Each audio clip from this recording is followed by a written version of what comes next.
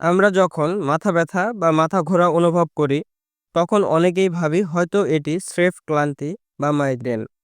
কিন্তু কখনো কখনো এই সাধারণ লক্ষণগুলোই হতে পারে একটি গুরুতর রোগের ইঙ্গিত, ব্রেইন ক্যান্সার।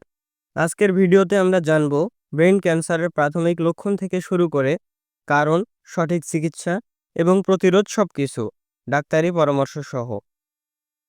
ব্রেইন ক্যান্সার এমন একটি অবস্থা যেখানে মস্তিষ্কের কোষগুলো নিয়ন্ত্রণহীনভাবে বেড়ে যায় এবং একটি টিউমার তৈরি করে।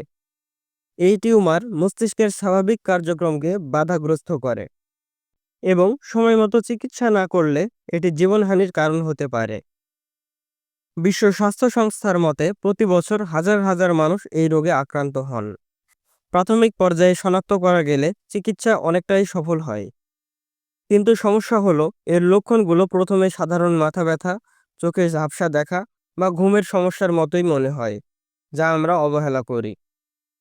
এর প্রাথমিক লক্ষণগুলো হতে পারে দীর্ঘস্থায়ী ও অস্বাভাবিক মাথা ব্যথা, বিশেষত সকালে ঘুম থেকে উঠলে, চোখে ঝাপসা বা ডাবল ভিশন, মনোযোগ ঘাটতি বা স্মৃতিভ্রম, অস্থিরতা ও মুড পরিবর্তন, বমি বমি ভাব বা বমি হওয়া। এসবের পরেই হতে পারে শরীরের একপাশে দুর্বল বা অসাড়তা, খিঁচুনি, হাঁটা বা শরীরের ভারসাম্য রাখতে সমস্যা, কথা বলার অসুবিধা বা শব্দ উচ্চারণে সমস্যা হতে পারে। যদি আপনি বা আপনার আশেপাশের কেউ এই লক্ষণগুলো বারবার অনুভব করেন, তাহলে দেরি না করে ডাক্তারের পরামর্শ নিন। এবার আমরা জানব ব্রেইন ক্যান্সারের কারণ ও ঝুঁকিসমূহ। ব্রেইন ক্যান্সার হওয়ার পিছনে বেশ কিছু কারণ ও ঝুঁকি থাকে, যেগুলো আমাদের জানা খুব জরুরি। আসুন বিস্তারিত জানি। ১. জেনেটিক বা পারিবারিক কারণ। যদি পরিবারের কারো আগে ক্যান্সার হয়ে থাকে, তাহলে আপনারও ঝুঁকি কিছুটা বেড়ে যায়, কারণ শরীরের কোষগুলো ডিএনএতে এমন পরিবর্তন হতে পারে যা বংশানুক্রমিক হয়। ২. Radiation exposure. এক্স-রে বা সিটি স্ক্যানের মতো চিকিৎসায় ব্যবহৃত রেডিয়েশন দীর্ঘ সময় বেশি পরিমাণে পেলে মস্তিষ্কের কোষ ক্ষতিগ্রস্ত হতে পারে। এছাড়াও আজকের আধুনিক জীবনে আমরা মোবাইল ফোন, ল্যাপটপ বা ট্যাবলেটের অতিরিক্ত ব্যবহারে নানা ধরনের ইলেকট্রোম্যাগনেটিক রেডিয়েশনের সংস্পর্শে থাকি। যদিও এই ধরনের রেডিয়েশন সরাসরি ব্রেন ক্যান্সারের কারণ নয়, কিন্তু দীর্ঘমেয়াদে অতিরিক্ত ব্যবহারে ঝুঁকি থাকতে পারে বলে বিশেষজ্ঞরা সতর্ক করে থাকেন। তাই অতিরিক্ত ফোন ব্যবহার, হেডফোন বা স্পিকার ব্যবহার, ফোন কানে ধরে সরাসরি বেশিক্ষণ রাখা এড়ানোই ভালো। ৩. অস্বাস্থ্যকর জীবনধারা। ধূমপান ও অতিরিক্ত মদ্যপান কোষের ক্ষতি ঘটিয়ে ক্যান্সারের ঝুঁকি বাড়ায়। তাছাড়া দূষিত পরিবেশে থাকার কারণে শরীরের বিষাক্ত পদার্থ জমে মস্তিষ্কের ক্ষতি হতে পারে। ৪. ইমিউনিটি সিস্টেম দুর্বলতা।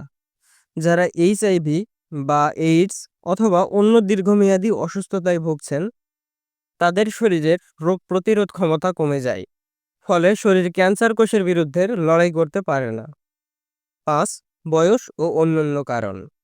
বয়স বাড়ার সঙ্গে সঙ্গে কোষের ক্ষতি ও মিউটেশনও বাড়ে, তাই ক্যান্সারের ঝুঁকি বেড়ে যায়। এছাড়াও কিছু ভাইরাস সংক্রমণ ও পেশাগত ঝুঁকিও ভূমিকা রাখতে পারে।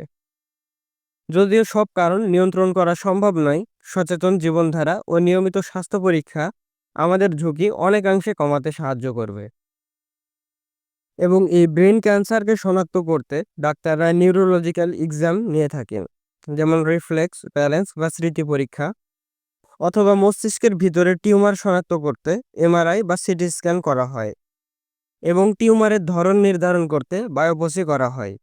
এসব পরীক্ষার মাধ্যমে যদি ব্রেন ক্যান্সার বা ব্রেন টিউমার পজিটিভ হয়, তাহলে সার্জারির মাধ্যমে টিউমার অপসারণ করা হয় এবং ক্যান্সারের কোষ ধ্বংস করতে রেডিয়েশন থেরাপি ব্যবহার করা হয়, অথবা কেমোথেরাপি ওষুধের মাধ্যমে ক্যান্সারের চিকিৎসার জন্য। এছাড়া যদি নির্দিষ্ট কোষে আক্রমণ শনাক্ত করা যায়, তাহলে টার্গেটেড থেরাপি ব্যবহার করা হয়।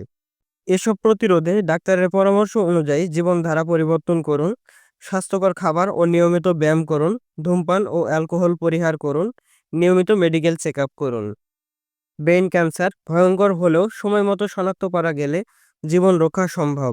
তাই সচেতন হন, লক্ষণ অবহেলা করবেন না, আর সুস্থ জীবনের জন্য সঠিক পথে চলুন। ভিডিওটি ভালো লেগে থাকলে লাইক, শেয়ার এবং সাবস্ক্রাইব করতে ভুলবেন না। ধন্যবাদ।